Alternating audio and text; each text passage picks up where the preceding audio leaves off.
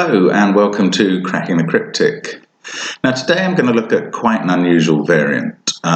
In recent weeks we've looked at lots of variants that I like, some of which are fairly familiar to Sudoku solvers who participate in competitions and things. But this one is one I've probably only ever seen once. And I'll explain the rules first of all. It's called Battleships Sudoku.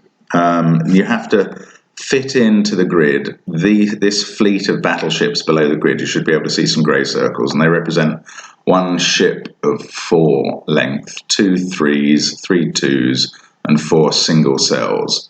Now they all fit into the grid without touching each other, including diagonally. That's very important. And then the numbers around the edges show how many, the sum of the cells in that row or column that contain the ships. So that's how it works. Now just a little bit about why I don't like this sort of puzzle. I think it's very much based on steering Sudoku competitors towards puzzles, which is the other thing that the World Puzzle Federation does. Every year there's a Sudoku competition followed by a World Puzzles competition, and puzzles is kind of the older branch of the family, and regards itself as kind of the senior brother in some ways. So it's a slightly longer competition, and I think has a slightly greater prestige for reasons I don't really understand, because I think Sudoku is much more user-friendly, if you like. It's caught on much better than even the pencil puzzles that are so popular. So this one is, as I say, a variant. There are often battleships variants in the World Puzzle Championship, which would have a grid of varying size, and then outside the grid they would say the number of cells occupied by ships in that row or column. So the Sudoku variant's a bit different, and includes the sums of the values of the cells. So all of that said, do have a look at this, have a go at trying to solve it, because I think it's, despite not being a variant I love, it's very interesting to work out where you would start on this puzzle and how to actually get on with solving it. It was worth, in the Grand Prix round that it came from about 5 years ago, it was worth, I think, 90 points, which would be some 12 or 13 minutes if you were going to try and finish the whole puzzle in the 90 minutes available. If you can do this in 12 or 13 minutes, hats off to you. You're a pretty good competitor in my view. So, how can it be solved? Well, let's start with this 2 at the top. Now that means that the cells occupied by battleships in this column add up to 2. Now that can't be 1 and 1, because you couldn't have 2 of the same value in the same column. So it must be a single 2, and therefore we can ensure there's actually a 2 in the column as a given, so we know that that is a battleship square. So I'm going to paint that grey, and then everything else in this column I'm going to paint blue. Why blue? Well, not for the contrast, because any number I do solve is also going to be blue, but because it looks like the sea. Couldn't resist that. Now, one thing you know from battleships puzzles, and you can work this out for yourself if you like, is that for every battleship square, the diagonal connectors have to be the sea. They can't be another battleship, because you couldn't have a battleship touching another battleship diagonally. I did mention that in the rules, and no battleship is actually diagonal shaped. So the diagonally adjacent squares to that 2 are also blue. And that's quite interesting, and this is the first really hard bit of the solve, I think, is that at this point you then have to find somewhere else to get going. Now you've got this 5 across here, and you can work out that that means, given that one of the battleship cells in this row is now a 2, there must only be one other battleship cell, and it's a 3. But you don't yet know whether it connects with the 2 or not. However, what you do have is this 33 and 11 in columns 8 and 9. Now, why is that important? Well, 33 is quite a big number, so that's going to represent at least 5 squares. If you add 9876, the top 4 numbers, that's 30. So you need a 5th square. So it must be at least 5 squares of column A. 11 must be at least 2 squares of column 9. And this key constraint that the ships cannot touch is very important. If you had this square filled in, then that would rule out this, this, and this. And to then fit 2 more squares of battleships into column 9 would rule out any possibility of getting another 3 squares in column 8. Therefore, you can work out that this cell must contain a battleship, and it goes with one of the others here. I'm going to fill that in grey to show how that one works. Now that connects with one of the cells next to it. So the rest of the cells in column 9 will be blue, and the 5 cells in column 8 will be at the top and bottom, and they'll include the top 3 and the bottom 1. But we don't know which of these cells, which of these pairs is now grey. So that's the pattern that you've got to have here to make this work, I believe. And given that, this must now be a 3. And one of these 2 on either side is an 8. And look, there's a 3 in row 7, which says that it can't be a battleship 8 at the end of it. That must be C. So we know that this is an 8 and part of a battleship. That makes this C and this a battleship. So we've got some of our fleet of battleships placed now. Now what else do we know at this point? The next thing I think we have to do is to look at this 33. How is that made up? Well, we worked out 9, 8, 7, and 6 is 30. So it could be 9, 8, 7, 6, 3, or it could be 9, 8, 7, 5, 4. And look at this 3 here. That means that in row 2, the battleships add up to 3, and the minimum value for this cell that we've just now analysed from that 33 is 3. So it must be the right answer there. The rest of that row must all be C. And now we know that this 33 is, the grey cells in that column are made up of 9, 8, 7, 6, 3. So we can now place the 2, and in some order we have 1, 4, 5 in the central box there. That puts 6 and 7 in the other 2 boxes here. And with that now in place, we've actually got some numbers going into the grid finally. Now, what do we do next? Well, one of the next things to notice, I think, is that this 32 here is quite significant. Oh no, it's not actually, sorry. The next thing that's useful to notice, we know that the rest of these cells in the 33 column are 9, 8, 7, and 6, the rest of the grey cells. And just as we saw that this 3 limited that possibility there, this 6 is absolutely determining that that must be a 6. It's the only possibility that will work. If it was 7, 8, or 9, it would blow that row completely. So we're getting quite a good shape on the grid now.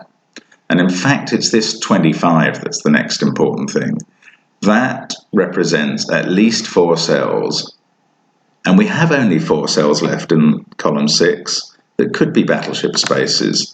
So they must all be. And not only that, one of them is a 1. So the others must be 9, 8, and 7. So in they go as possibilities in their rows.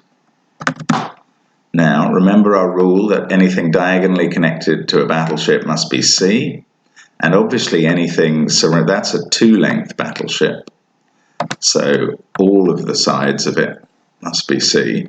Now we don't know whether the cells at the top and bottom are parts of are a single cell battleship, or part of a longer one.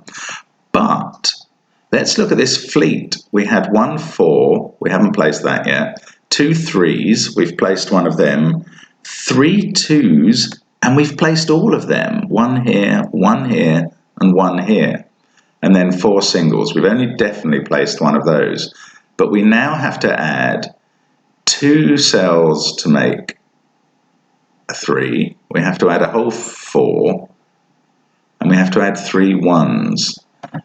Now these could be part of a 3 or a 4 or a 1. But look at this 32 now. I was trying to come to that a little earlier. 32 has to be made up of more than 4 cells. We have 1 in the row already, and we only have 4 more candidates. So they must all be battleship squares, and that makes up our 4-piece long ship. We can fill the rest of the cell above in blue. And that's very interesting, because in that row where we know they add up to 7, there is only 1 grey cell. So there it is, that's the battleship. And we can rule 7 out as a possibility from the others. So that's quite good too. Now we've got the 4 ship placed. We've still got to place a 3 and 3 1s, including these 2 squares. So we've only got 4 more grey squares to add in. Now, look at this 5. This 5 in column 5, well, theoretically, both of those could be battleship squares, and they could add up to 5. But we only have 1 more ship of more than 1 length to place. So in fact, they can't both be grey squares, and the 5 must be one of them only. Now, we don't know which one yet, so, or do we? Because this square up here has to be 7, 8, or 9, as do the others in this column, the other battleship squares. If this was a 5, there's no minimum value of those 2 squares that wouldn't go above 17. So that's not the battleship in that column. This one is, and it's a 5, because that's what we need to make up the row. This must be the remaining square to make up the last multi-square battleship. C beside that, and we've got the second one placed. We now have just 2 more single cell ships to fill in. One of them's going to have to be in this column with an 11, and one of them's going to have to be in this row where we haven't done the 3 yet. So there or there, and there or there. So we can fill the rest in as C.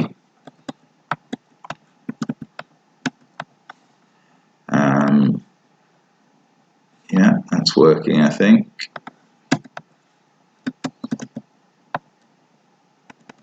That 2 can't be part of it.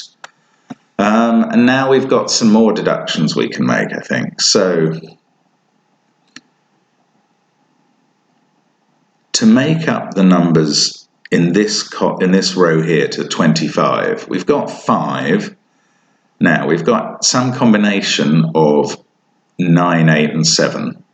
If it was 8 and 7, that would be 15, plus 5 is 20. That would need another 5 here. That's impossible.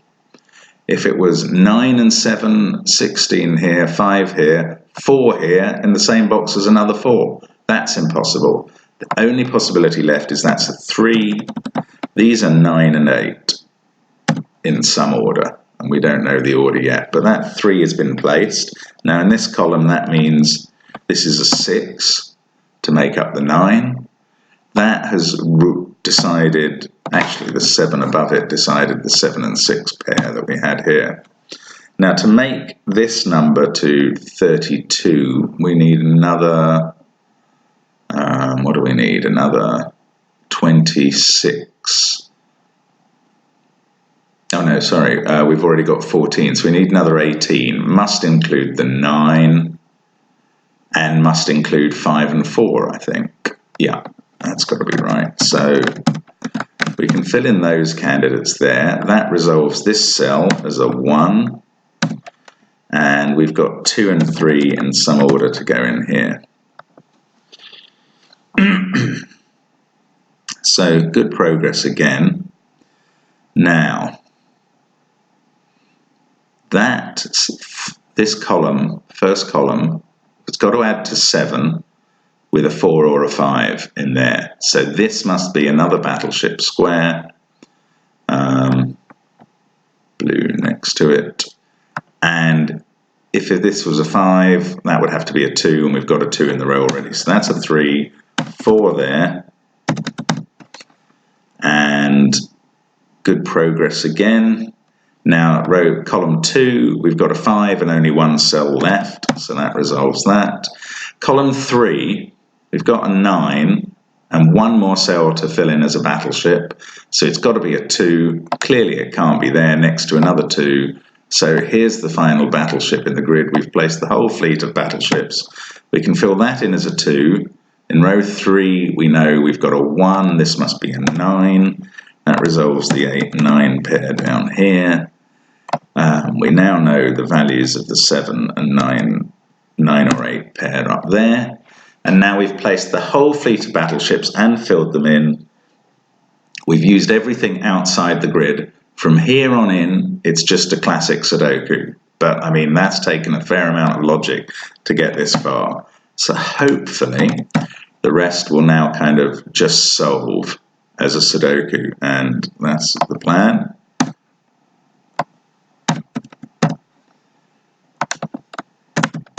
So it's going in fairly straightforwardly so far.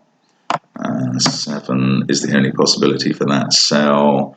9 has to be here because of the 9 up here. Then we've got 2 and 5 to complete column 9. 1, 8, 6 in some order at the top. 9, 7, 2, 3, 4, 5 is very easy to fill in down the bottom there. Now we've got 6, 1, 2 in row 8. Must be in that order. 5 and 8 in column 1. That has to be a 9. It's the only possibility. 5, 3 there. And I mean, this, you know, there's not much challenge, thank God, left after doing the logic around the battleships. Because, you know, for me, that is pretty complex logic. I've been able to talk you through this because I did solve it yesterday as a preparation, and it took me some 20 minutes, and I know that's not quick enough for the test. You know, I'm not claiming to be one of the world's best solvers. It's not bad though, given the points value that has been ascribed to it, which I think should be even higher, because a puzzle of this sort, you're not going to have come across this variant very often, if at all, before, and it's pretty hard to solve. Well done if you got that on your own. I hope you enjoyed it if you didn't. It's, as I say, it's an unusual variant. We may well never come back to that one again. And not one I greatly like seeing appear, because I think they're so different, so difficult, so much more like pencil puzzles than Sudoku, that it's a kind of different mindset required, and I think I prefer the Sudoku mindset. So there we go. Thanks very much for watching. Do feel free to subscribe or go to Patreon if you can afford to, and sponsor us there at Cracking the Cryptic. We're very, very happy to have you on board our battleships today. Thanks very much, and hope to see you again on Cracking the Cryptic. Bye.